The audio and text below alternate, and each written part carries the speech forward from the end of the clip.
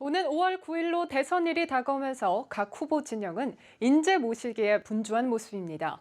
대선 승리를 위해서 보수와 진보의 경계를 넘나들며 벌이는 인재 영입 경쟁, 대선 상황실에서 박진영 기자가 살펴봤습니다.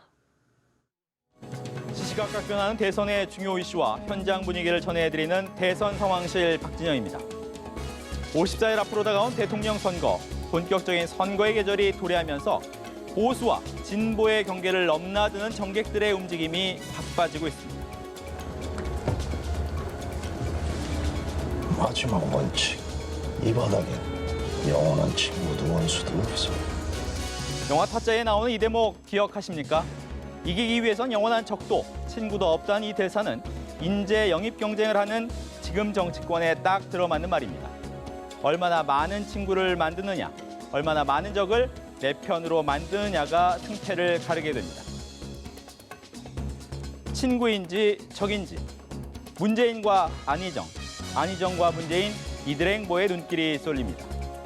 경선에 참여해 상대방의 약점을 파고들며 서로에게 상처를 내고 있는 두 사람.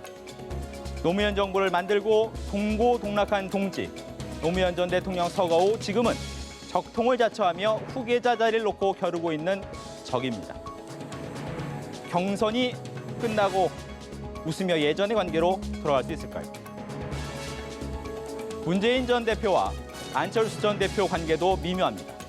두 사람은 지난 대선에서 손을 맞잡고 이후엔 새정치민주연합을 출범시키며 동지가 됐지만 총선을 앞두고 결별했습니다. 대권을 다투는 이번 조기 대선에서 두 사람의 대립 양상이 심화되고 있습니다. 이른바 책사로 불리는 노정객의 이력을 보면 정치의 냉엄함이 더욱 뚜렷이 드러납니다. 박근혜 전 대통령의 경제교사 김광두 국가미래연구원장이 문재인 캠프에 합류했습니다. 김 원장은 박 전 대통령의 싱크탱크인 국가미래연구원을 만들었고 2012년 대선 경제 핵심 공약인 줄푸세, 세금은 줄이고 규제는 풀고 법치는 바로 세우자는 정책을 만든 핵심 경제 참모였습니다.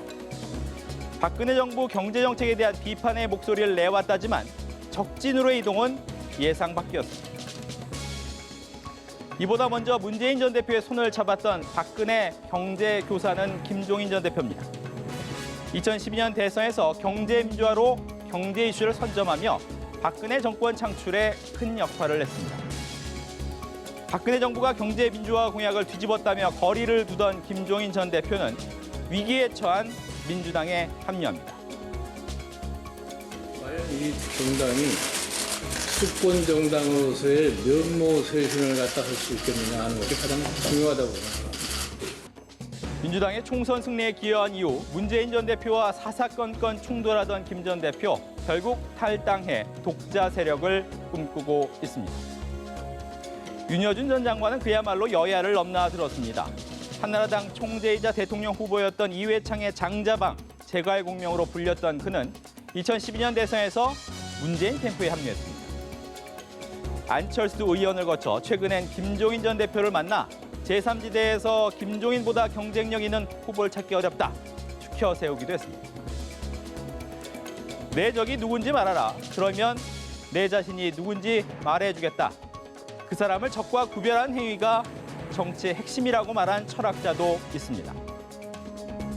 정치권에서 적과 아군 간 경계가 허물어지고 있는 광경이 자주 펼쳐지고 있는데 국민의 입장에서 혼란스러울 때가 많습니다. 정치는 유니폼만 바꿔 입으면 되는 축구가 아닌데 선거 때면 이합집산을 거듭한 정치인들에게 박수 쳐줄 국민이 얼마나 될까요? 지금까지 대선 상황실이었습니다.